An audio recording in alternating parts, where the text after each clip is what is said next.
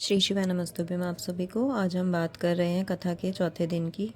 आज कथा की शिवरात्रि मनाई जा रही है। हम बात कर रहे हैं श्री कांवड़ शिव महापुराण की कथा की, जो सीहोर में ऑनलाइन कथा हो रही है। आज मैं आपको बताने जा रही हूँ कि गुरुजी ने कथा में क्या क्या जानकारी दी है, क्या क्या उपाय बताए हैं और कौन कौन से भक्तों की मनोकामना जो है पूरी हुई है। आज गुरुजी ने एक 4 पुष्प वाला एक उपाय बताया है, अशोक सुंदरी वाली जगह पर लाल पुष्प चढ़ाने वाला। मैं आपको आगे बताऊंगी। तो चलिए कथा का सार शुरू करते हैं। गुरुजी ने पहली जानकारी दी है कि दुर्योधन और अर्जुन जो थे एक ही गुरु के शिष्य थे, पर दोनों का स्वभाव भी अलग था और दोनों के विचार भी अलग थे। दुर्योधन जो थे वो शिव जी की बिल्कुल भी पूजा नहीं करते थे, जबकि उनकी माँ जो थी वह परम शिव भक्ति और बहुत ज़्यादा भक्ति करती थी। और ऐसा गुरुजी बताते हैं कि शिव जी की जब हम पूजा करते हैं तो वह हमें रामकृष्ण जी की भक्ति प्रदान करते हैं, और यदि हम रामकृष्ण जी की भक्ति करते हैं तो वह हमें शिव जी की भक्ति प्रदान करते हैं। तो दोनों ही तरफ से हम शिव ही जो है फल देते हैं। दूसरी जानकारी दी है गुरुजी ने, हम कितना भी जप कर लें, उपासना कर लें, कोई भी अनुष्ठान कर लें, यज्ञ कर लें या दुनिया की कोई भी उपासना कर लें, सब चीज़ों का जो हमारे सारे कर्म है उन सब का जो फल है हमें शिव ही देंगे, चाहे हम कितना भी व्रत उपासना जो भी कर लें। इसी ही बात पर गुरुजी ने एक एग्जाम्पल दिया है। वो एग्जाम्पल ये दिया है गुरुजी ने कि जब हम सामूहिक परिवार में रहते हैं, जॉइंट फैमिली में रहते हैं, तो वहाँ पर एक ही जगह सबका खाना बनता है, एक ही जगह धन आता है, परंतु वहाँ पर खाने की जो है 2-3 चीज़ों की वैरायटी होती है। किसी चाचा को कुछ पसंद है, किसी ताऊ को कुछ पसंद है। लेकिन जब हम न्यूक्लियर फैमिली में अकेले रहते हैं तो वहाँ पर सिर्फ एक सब्जी, एक दाल, इसी तरह की सब्जी बनती है। इसी प्रकार हमें राम कृष्ण किसी का भी नाम लिया, उन सब का फल देने वाले शिव ही हैं।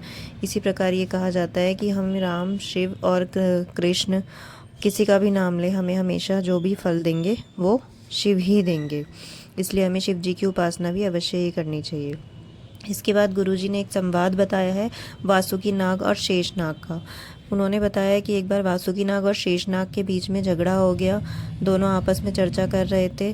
तो वासुकी नाग ने कहा कि मैं तो शिव चर्चा करूंगा, शेष नाग ने कहा कि नहीं, मैं तो कृष्ण चर्चा करूंगा। ऐसी बात पर दोनों लड़ने लगे।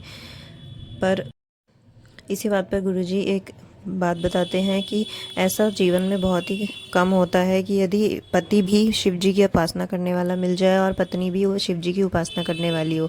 नहीं तो ज़्यादातर परिवारों में ऐसा ही होता है कि पति शिव की उपासना करने वाला होगा पर पत्नी नहीं होगी, और यदि पत्नी का पूजा करने वाली होगी शिव जी की तो पति जो है वो कृष्ण जी की पूजा करने वाला होगा।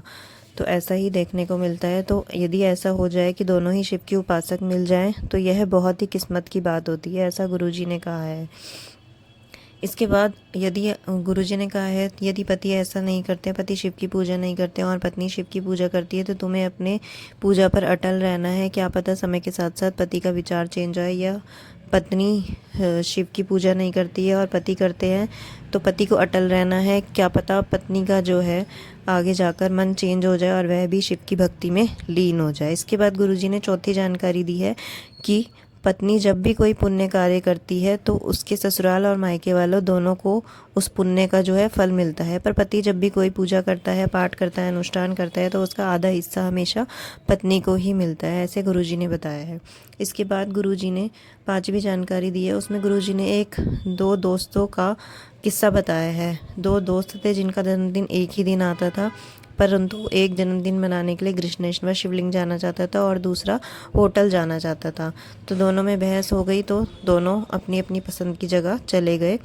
तो जो व्यक्ति कृष्णेश्वर गया था वह वहाँ जाकर सोचने लगा कि काश मैं होटल चला जाता, पर जो होटल गया था वह सोचने लगा कि काश मैं कृष्णेश्वर चला जाता।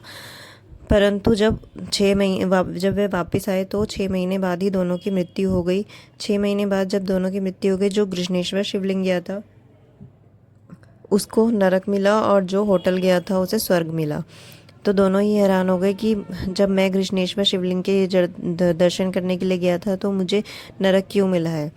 तब तब शिव जी कहते हैं कि तुम्हें नरक इसलिए मिला है क्योंकि तुम कृष्णेश्वर ज्योतिर्लिंग के दर्शन करने तो गए थे, लेकिन तुम्हारा जो दिल था वो होटल में ही था, और जो तुम्हारा दोस्त था वो होटल गया था लेकिन उसका जो दिल था वो कृष्णेश्वर शिवलिंग में था। इसलिए ऐसा ही हमारे जीवन में होता है, जहाँ हमारा दिल होता है, जिस भक्ति में हमारा दिल होता है, जिस पुण्य कार्य को हम कर रहे होते हैं, वो क्या सोचकर हम करते हैं उसी प्रकार हमें जीवन में उसका फल प्राप्त होता है। इसके बाद गुरुजी कहते हैं कि इस समय पर कई माताएं, बहनें और कई जो लोग हैं वो कांवड़ यात्रा लेने जा रहे हैं, तो वह हमेशा आकर कहते हैं कि मैं अकेली आई हूँ, मेरे घर का कोई हिस्सा नहीं, कोई और नहीं आया, मेरे पति नहीं आए और मेरे बच्चे नहीं आए, पर मैं अकेली ही आई हूँ। तो उन्हें ऐसा नहीं कहना चाहिए, क्योंकि जब भी वह कांवड़ उठाकर यहाँ लेकर आती है या कहीं भी नीलकंठ महादेव या जहाँ भी लेकर जाती हैं, तो उन्हें जो परमिशन देने वाले होते हैं उनके घर वाले ही होते हैं, और यदि उनके घर पर कोई संभालने वाला होता है तभी वह कांवड़ लेने के लिए आ पाती हैं, वरना वह कांवड़ लेने भी नहीं आ पाती। इसलिए जब भी कोई कांवड़ लेने जाता है तो उसके संपूर्ण परिवार को कांवड़ का हिस्सा मिलता है और आशीर्वाद प्राप्त होता है। इसके बाद गुरुजी ने छठी जानकारी दी है कि एक बार शिव जी और माता पार्वती बात कर रहे थे, तो माता पार्वती ने शिव जी से पूछा कि ये जो घर में छोटे छोटे त्योहार होते हैं, जैसे हरतालिका तीज, छठ, करवा चौथ, छोटी छठ, इन पर जब पत्नी अकेले ही पूजा पाठ करती है, क्योंकि पति को तो अपने ऑफिस में या दुकान में काम करना होता है, तो क्या पत्नी को उसका फल मिल जाता है दोनों के पूजन का? उस समय शिव जी ने उनको वचन दिया कि ऐसा कोई भी व्रत हो जो स्त्री अकेले ही घर में कर रही है और पति नहीं आ सकता, तो वह पूजा जो होती है वह जोड़े से ही मानी जाती है। इसलिए आप ऐसा विचार मन में ना लाए कि मेरे पति यहाँ पर नहीं है पूजा के समय पर, तो ये पूजा जोड़े से नहीं लग रही है। इसके बाद गुरुजी कहते हैं, सातवीं जानकारी देते हैं, उसमें उन्होंने बताया है कि खुले आसमान में जब भी हम पूजा करें तो हमेशा हमें पल्लू सर पर रखकर पूजा करनी चाहिए, क्योंकि उस समय हमें ऊपर से देवी देवता, 33 करोड़ देवी देवता और हमारे पितृ वगैरह जो होते हैं वो सब देख रहे होते हैं। तो ऐसा करने से हमें जो है उन सब का आशीर्वाद प्राप्त होता है। यह हमारे धर्म का ही एक हिस्सा है। इसके बाद गुरुजी ने शिव जी का एक नाम बताया है कमल, और पार्वती माता का एक नाम बताया है कमला। दोनों का ही एक नाम है कमल और कमला। इसके बाद गुरुजी ने बताया है कि शेषनाग और वासुकी जब लड़ रहे होते हैं तब वो माता पार्वती प्रकट हो जाती हैं और दोनों की उलझन सुलझाने के लिए उन्हें कहती हैं कि तुम आराधना करो शिव भगवान की, और वह तुम्हारी लड़ाई का जो हल है ज़रूर निकालेंगे। तब गुरुजी ने बताया कि तब शिव जी जो होते हैं वह हरिहर महादेव का रूप धरकर प्रकट होते हैं और दोनों की लड़ाई को ख़त्म करते हैं। और वह हरिहर महादेव का जो रूप है उस आधा जो होता है श्री नारायण हरि जी का रूप होता है, हर हर जो होता है वो आधा शिव जी का रूप होता है। इसी प्रकार गुरुजी ने त्रिशूल में बताया है कि त्रिशूल में 3 लाइनें होती है ऊपर की तरफ और नीचे एक लंबी लाइन होती है। गुरुजी ने बताया नीचे जो लंबी लाइन होती है वहाँ आदि शक्ति होती है, और जो 3 लाइनें बीच में होती हैं उसमें बीच वाली लाइन जो होती है वह हरिहर महादेव का रूप होता है, और जो साइड में 2 मुड़ी हुई लाइनें होती हैं उनमें से एक शेषनाग होते हैं और एक वासुकी नाग होते हैं। तो जब भी हम त्रिशूल को पकड़ते हैं तो नीचे की लंबी लाइन से पकड़ते हैं तो हमारे अंदर बहुत ज़्यादा शक्ति आ जाती है। इसी प्रकार गुरुजी ने 8वीं जानकारी दी है। एक कोणार्क भक्त का उन्होंने जो है संवाद बताया है, जो 12 ज्योतिर्लिंग का दर्शन करना चाहता था। गुरुजी ऐसा बताते हैं कि हमें ऐसा संकल्प नहीं लेना चाहिए कि हमें 12 महीने में 12 ज्योतिर्लिंग के दर्शन करने हैं या 12 वर्षों में 12 ज्योतिर्लिंग के दर्शन करने हैं। हमें जीवन भर जब भी हमें बाबा बुलाए हमें जब भी दर्शन करने के लिए जाना चाहिए। ऐसा हमें प्रण नहीं लेना चाहिए, नहीं तो उससे हमारे ऊपर जो है भार चढ़ जाता है कि हमें अभी दर्शन करने हैं, हमें इनको दर्शन को करके ख़त्म करना है। ऐसा ही ये कोणार्क नाम का भोलेनाथ का भक्त था, जो जब भी ज्योतिर्लिंग के दर्शन करने जाता था तो उसे यमराज लेने आते थे। वो ज्योतिर्लिंग के दर्शन करते समय ही मांग लेता था कि हे प्रभु मुझे दूसरे ज्योतिर्लिंग के दर्शन करवा दीजिए, उसके बाद मुझे बुलाना है। ऐसे ही करते करते उसके 12 ज्योतिर्लिंग पूरे हो जाते हैं, और 12वां ज्योतिर्लिंग जो होता है उसका आखिरी ज्योतिर्लिंग होता है, वह होता है कृष्णेश्वर ज्योतिर्लिंग। 12 ज्योतिर्लिंग में आखिरी ज्योतिर्लिंग कृष्णेश्वर ज्योतिर्लिंग ही है। जब वह 92 साल की उम्र का हो जाता है, 92 ईयर्स का, तब भोलेनाथ उससे खुद ही आकर पूछते हैं कि अब तुम्हारी आखिरी इच्छा क्या है। तब वह कहता है कि भोलेनाथ आप मुझे और नंदी जी पर बैठकर माता पार्वती के साथ मुझे लेने आए मेरी मृत्यु के समय पर, यही मेरी आखिरी इच्छा है। तो इसी से जुड़ी एक और जानकारी गुरुजी ने दी है कृष्णेश्वर ज्योतिर्लिंगी की, कि आज भी कृष्णेश्वर ज्योतिर्लिंग के शिखर पर शिव जी माता पार्वती के साथ नंदी पर विराजमान है। उसका दर्शन करने से हमें पता चलता है, क्योंकि वहाँ पर नंदी जी पर शिव जी और पार्वती विराजमान है, क्योंकि ऐसा कोणार्क ने उनसे वचन लिया था कि जब भी आप आएंगे यहाँ पर, आपका कोई भक्त आएगा तो आप उसे कृष्णेश्वर ज्योतिर्लिंग पर इसी रूप में दर्शन देंगे। इसके बाद गुरुजी ने 9वीं जानकारी दी है कि हमें कभी भी किसी भी देवता का अपमान नहीं करना चाहिए। इसके बाद गुरुजी ने उपाय बताया है। गुरुजी ने कहा है कि यदि किसी को भी सर्प दिखते हैं सपने में, पितृ दिखते हैं, मुर्दे दिखते हैं, या कोई नग्न व्यक्ति दिखते हैं, या यदि कोई मर जाता है तो वह व्यक्ति दिखते हैं बार बार, तो उन्हें यह उपाय करना है। उन्हें क्या करना है, उन्हें 4 पुष्प लेने हैं। 3 पुष्प सफ़ेद लेने हैं और 1 लाल पुष्प लेना है। जो लाल पुष्प है वो अशोक सुंदरी पर के स्थान पर चढ़ाना है, और बाकी के जो सफ़ेद पुष्प हैं, 3 श्वेत पुष्प हैं, वो बाकी के 3 कोनों पर चढ़ा देने हैं। इसी प्रकार हमें जब वो पुष्प उठाने हैं तो सबसे पहले हमें अशोक सुंदरी वाला पुष्प उठाना है। उसके बाद जो बाकी के 3 पुष्प हैं वह उठा लेने हैं, और चारों पुष्प को उठाकर अपने मन की कामना कर कर कि ऐसा हमें दोबारा ना दिखाई दे। त्रिशूल के जो भी त्रिशूल मंदिर में विराजमान हो, वहाँ त्रिशूल के चरणों में उन फूलों को रख देना है और त्रिशूल से स्पर्श कराकर उन्हें उठा लाना है। ऐसे उपाय को आप किसी भी अच्छे दिन पर कर सकते हैं। सोमवार की अष्टमी को भी कर सकते हैं, प्रदोष में भी कर सकते हैं, जब भी आप करना चाहें किसी भी अच्छे दिन पर कर सकते हैं। सावन में भी कर सकते हैं। यह उपाय आप ज़रूर करिएगा यदि किसी को ऐसी दिक्कत है। और ऐसा गुरुजी ने बताया है कि ये उपाय करने के बाद निश्चय ही उनको सर्प दिखने, पितृ दिखने, मुर्दे दिखने जो हैं बंद हो जाएंगे।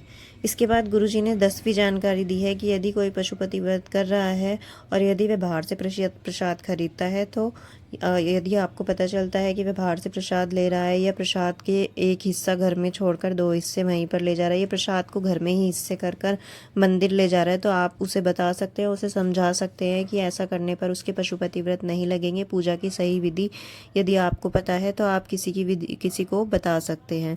ऐसा नहीं है कि आप उसे समझा भी नहीं सकते, क्योंकि आप उस जगह से गुजर चुके हैं और आपको सही मार्ग पता है। तो गुरुजी यही कहते हैं कि यदि आपके किसी को सही मार्ग बताने से उसका कार्य सही हो सकता है तो आपको अवश्य ही उसे बताना चाहिए। इसके बाद एक गुरुजी की भक्त आई हैं, सुमन गुप्ता जयपुर से, जिनको 20 वर्ष बाद पुत्र की प्राप्ति हुई है। दूसरी भक्त का पत्र आया है। उन्होंने बताया है कि उनकी बच्ची के पेट में दर्द था। माया देवी जो झारखंड से आई हैं, उनकी बेटी को अपेंडिक्स आया तो डॉक्टर ने ऑपरेशन का बोला। उन्होंने कहा कि डॉक्टर आप कोई दवाई दे दीजिए। जब दवाई खिलाई तो उसको दोबारा दर्द उठा, फिर उसको गांठ आई। ऐसे ही कर करके उन्होंने काफ़ी जो है डॉक्टरों को दिखाया, पर बीमारी समझ नहीं आई। तब माया देवी ने उनकी कथा सुनी और रुद्राक्ष का जल देना प्रारंभ किया। उसके बाद उनकी बच्ची अब बिल्कुल ठीक है। इसके बाद गुरुजी ने 11वीं जानकारी दी है कि हमें भस्म से मस्तक पर त्रिपुंड अवश्य ही लगाना चाहिए, रोज़ लगाना चाहिए, क्योंकि भस्म जो है शिव जी की बहुत ही प्रिय है। गुरुजी कहते हैं कि यदि हमारे मस्तक पर जो है त्रिपुंड लगा होगा भस्म का और गले में रुद्राक्ष होगा और हम शिव नाम लेंगे, तो त्रिवेणी का जो संगम है वह हमारे घर में ही बन जाएगा। और गुरुजी ने बताया है कि जो भी रुद्राक्ष पहनने वाले के मुख का भी दर्शन कर लेता है तो उसे प्रयागराज और काशी नहाने का फल यही मिल जाता है। गुरुजी ने कहा है कि हमें रुद्राक्ष अवश्य ही धारण करना चाहिए। हर एक इंसान को रुद्राक्ष धारण करना चाहिए, शिव नाम लेना चाहिए, 1 लोटा जल चढ़ाना चाहिए, क्योंकि रुद्राक्ष जो है वो एक शिव जी का ही प्रतिबिंब है। इसके बाद गुरुजी ने अपनी आगामी कथाओं की जानकारी दी है, जो कुछ इस प्रकार है। ये वाली जो कथा है ये 3 से 7 अगस्त तक है। कल कथा का आखिरी दिन है। कल जो है कथा सुबह होगी, उसके बाद दोपहर में डी लाइव आएगा टीवी पर, जो आप देख सकते हैं। इसके बाद जो कथा होगी वो काशी में इसके बाद 11 अगस्त को ऑनलाइन अभिषेक होगा, जो काशी में ही किया जाएगा। वहाँ से ही ऑनलाइन प्रसारण टीवी पर आएगा, आप सबको वहीं पर प्रसारण करना है। गुरुजी ने सामग्री की जानकारी अपने चैनल पर डाल दी है। यदि नहीं आपने देखी है तो आप देख लीजिए, आप मेरे चैनल पर भी आकर देख सकते हैं। इसके बाद गुरुजी ने आगामी कथाओं की जानकारी दी है। इससे पहले 25 अगस्त को वह प्रदोष की भौम कांवड़ प्रदोष भरेंगे, जो सीहोर में ही सीवन नदी से कुबेरेश्वर धाम तक जाएगी। इसके बाद जो कथा होगी वह होगी 11 सितंबर से 17 सितंबर तक, जो उछेरा रायबरेली में उत्तर प्रदेश में होगी। इसके बाद गादी की कथा होगी 20 सितंबर से 26 सितंबर, जो 30 सालों से सीहोर में हो रही है अग्रवाल महिला मंडल के द्वारा। इसके बाद कथा होगी 13 सितंबर से 17 अक्टूबर को, जो नेवाली बड़वानी में होगी। इसके बाद कथा की जानकारी दी है गुरुजी ने 30 नवंबर से 5 नवंबर, जो उन्नाव उत्तर प्रदेश में रहेगी। यदि आपको वीडियो अच्छी लगी हो तो लाइक एंड शेयर करें एंड सब्सक्राइब जरूर करें। श्री शिवाय नमस्तुभ्यं।